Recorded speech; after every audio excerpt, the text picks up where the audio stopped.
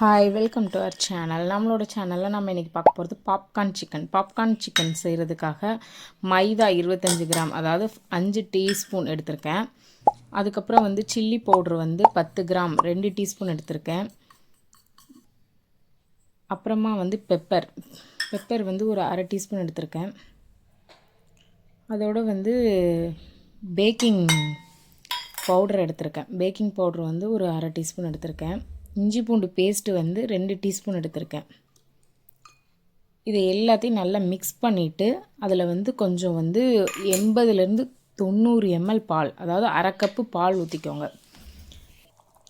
நல்லா மிக்ஸ் பண்ணிடுங்க. தேவையான அளவு சால்ட் இருக்கான்னு பார்த்து நல்லா மிக்ஸ் பண்ணிடுங்க. இது எல்லாமே நான் 1/4 கிலோ சிக்கனுக்கு அளவு சொல்லியிருக்கேன். 1/4 கிலோ சிக்கன், அதாவது பாப்கார்ன் சிக்கன் செய்கிறதுக்காக 1/4 கிலோ சிக்கனுக்கு மசாலா. இதெல்லாம் சிக்கனை நல்லா போன்லெஸ் சிக்கனை கொஞ்சம் பரவாயில்லாமல் பீஸ், அதாவது 1 இன்ச்சு க்யூப்ஸ் மாதிரி கட் பண்ணி வாங்கிக்கோங்க.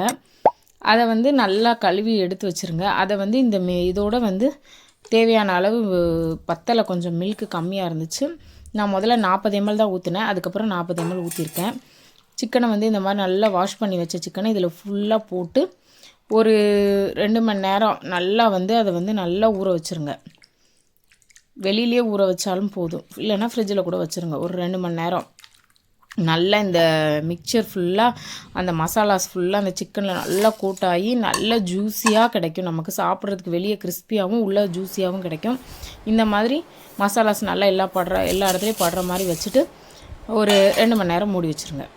அதுக்கப்புறம் நான் என்ன பண்ண போகிறேன்னா, இதுக்கு ஒரு சீசனிங் பவுடர் எடுக்க போகிறேன். சீசனிங்னால் அந்த சிக்கனை பொரிச்சிட்டு அதுக்கு மேலே போடுறதுக்கு. அதுக்கு வெள்ளை எள்ளு இருக்கு இல்லையா, அது 1 table spoon 15 gram. Chilli powder 1 table spoon, அதுவும் 15 கிராம். அதுக்கப்புறம் நான் ஆம்ச்சூர் பவுட்ரு, உப்பு கொஞ்சம் ஆட் பண்ணிக்கோங்க. ஆம்ச்சூர் பவுட்ருனால் எல்லாத்துக்குமே தெரியும், மாங்காய் காய வச்சு அரைச்சி வச்சுருப்போம் இல்லையா, அந்த பவுட்ரு தான். அது ஒரு 5 கிராம், 1 டீஸ்பூன் அளவுக்கு எடுத்திருக்கேன். இது எல்லாத்தையும் நல்லா மிக்ஸ் பண்ணி ஷேக் பண்ணி ஒரு இதில் தனியாக வச்சுருங்க. அதுக்கப்புறம் அந்த ப்ரெட்டிங் பண்ணுவோம் இல்லையா, அந்த மசாலா கோட்டிங், அதுக்கு 1/4 கிலோ அளவுக்கு மைதா மாவு, கொஞ்சமாக சால்ட்டு, தேவையான அளவு சால்ட்டு, கொஞ்சம் பெப்பர். அதாவது 1/4 கிலோனா 250 கிராம் மைதா மாவை இந்த மாதிரி சால்ட்டு பெப்பர் போட்டு நல்லா ஃபுல்லாக மிக்ஸ் பண்ணி வச்சுருங்க. ஏற்கனவே நம்ம ஊற வச்சுருக்கோம் இல்லையா சிக்கனை, அந்த சிக்கனை எடுத்துக்கோங்க. அதுக்கு முன்னாடி நான் ஒரு 2 மணி நேரத்துக்கு முன்னாடியே தண்ணி ஃப்ரீசரில் கொஞ்சம் ஊற்றி, நான் தண்ணியும் ஐஸ் கட்டியுமா கொஞ்சம் ஐஸ் வாட்டர் வச்சுருக்கேன்.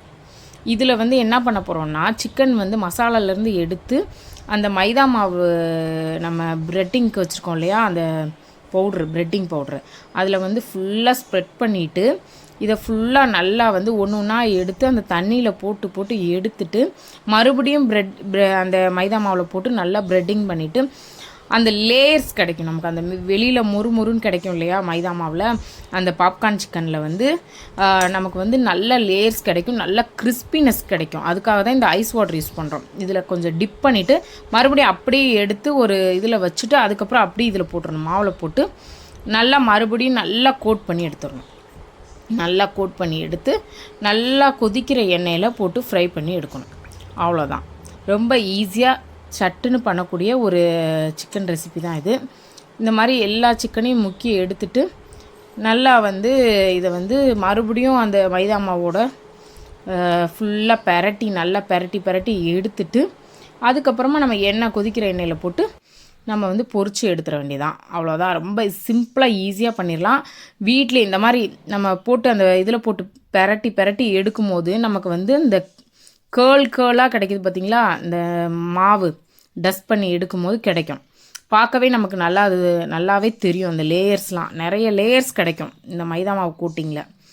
இந்த மாதிரி இப்போ நான் தூக்கி காமிக்கிறேன் பாருங்கள். இந்த மாதிரி இருக்கும் பார்க்குறதுக்கே. இந்த இருக்கா, இந்த சிக்கன் அப்படியே போடும்போது நல்ல கிறிஸ்பினஸ்ஸாக நமக்கு கிடைக்கும் பொரிச்சு எடுக்கும்போது. இந்த மாதிரி அதை எல்லா சிக்கன்லேயும் இந்த மாதிரி கோட் பண்ணி எடுத்து வச்சுருங்க.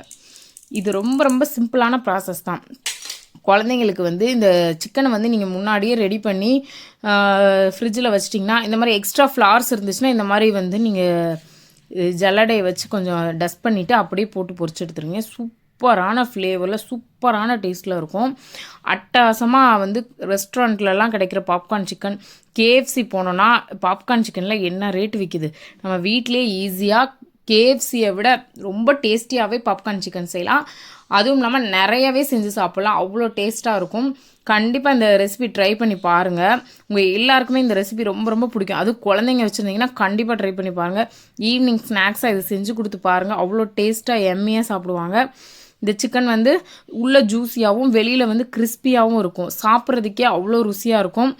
ரொம்ப அந்த சாஸு நான் வந்து சீசனிங் பவுட்ரு நான் ரெடி பண்ணி கொடுத்தேன் இல்லையா, அந்த சிசமி சீட்ஸ்லாம் போட்டு அதோட நல்லா மேலே வந்து நல்லா ட்ரிசில் பண்ணிவிட்டு டொமேட்டோ கெச்சப் வச்சு சாப்பிட்டு பார்த்தீங்கன்னா அட்டகாசமாக சூப்பராக இருக்கும்.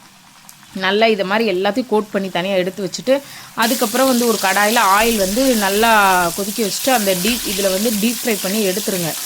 ரொம்ப ரொம்ப அட்டகாசமான டேஸ்ட்டில் நல்ல ஈஸியாக வீட்டிலே நம்ம பண்ணக்கூடிய பாப்கார்ன் சிக்கன் இந்த மாதிரி நல்லா மொருண்டு பார்க்கவே வந்து கண்ணில் வந்து அவ்வளோ பார்க்கவே நல்லா தித்திப்பாக சாப்பிட்றதுக்கு அவ்வளோ இதாக இருக்கும். பார்க்குறதுக்கே எம்மியாக இருக்குது. ரொம்ப டெம்டிங்கான ஒரு ரெசிபி தான் இது. ரொம்ப ரொம்ப கிறிஸ்பியாக அந்த மாதிரி சவுண்டு வேறு செம்மையாக இருக்கும். சிக்கனை கட் பண்ணும்போது அந்த சிக்கனை வந்து அந்த சிக்கனில் உள்ள சவுண்டை பார்த்திங்கன்னா அவ்வளோ வந்து சாப்பிட்றதுக்கு கடிக்கிறதுக்கு அவ்வளோ வந்து உள்ளே வந்து சாஃப்டாகவும் ஜூஸியாகவும் வெளியில் வந்து நல்லா க்ரன்ச்சியாக கேஎஃப்சி ஸ்டைலில் பாப்கார்ன் சிக்கன் நம்ம வீட்டிலே ஈஸியாக பண்ணிடலாம். இந்த ரெசிபி உங்களுக்கு பிடிச்சிருந்துச்சுன்னா நான் கொடுத்துருக்க மெஷர்மெண்ட்ஸ்லாம் ஃபாலோ பண்ணி இந்த சிக்கனை வந்து ட்ரை பண்ணி பாருங்கள். இந்த சிக்கன் ட்ரை பண்ணி பார்த்துட்டு இதோட ஃபீட்பேக் என்னென்னு எனக்கு கமெண்டில் சொல்லுங்கள். ரொம்ப டேஸ்ட்டான ரெசிபி, ஈஸியாக அட்டகாசமாக வீட்டில் எல்லாருமே பண்ணிடலாம். சில்ட்ரன்ஸ் கூட ஈஸியாக பண்ணிடுவாங்க. இது அவ்வளோ ஈஸியான ரெசிபி தான், ரொம்ப ரொம்ப கஷ்டம்லாம் கிடையாது. ஆயிலில் ஃப்ரை பண்ணும்போது மட்டும் நீங்கள் போட்டு கொடுங்க, மற்றபடி ரொம்ப ரொம்ப ஈஸியாக இருக்கும். பிள்ளைங்களுக்கு கொடுத்தீங்கன்னா சாப்பிட்டுட்டே இருப்பாங்க. அவ்வளோ டேஸ்ட்டுக்கு குறையே இருக்காது, அவ்வளோ சூப்பராக இருக்கும். கண்டிப்பாக ட்ரை பண்ணி பாருங்கள். தேங்க்யூ ஃபார் வாட்சிங். இதில் வந்து நான் மசாலா சீசனிங் பவுட்ரு போட்டு நான் உங்களுக்கு தனியாக போட்டு எடுத்து காட்டுறேன். இந்த மாதிரி எடுத்துகிட்டு இதுக்கு மேலே நான் சீசனிங் பவுட்ரு போட்டு வச்சுருக்கேன் இல்லையா, அதை வந்து நல்லா ட்ரிசில் பண்ணிவிட்டு நல்லா மிக்ஸ் பண்ணிவிட்டு கொடுங்க. அது ஒரு டேஸ்ட்டாக இருக்கும். ப்ளெயினாக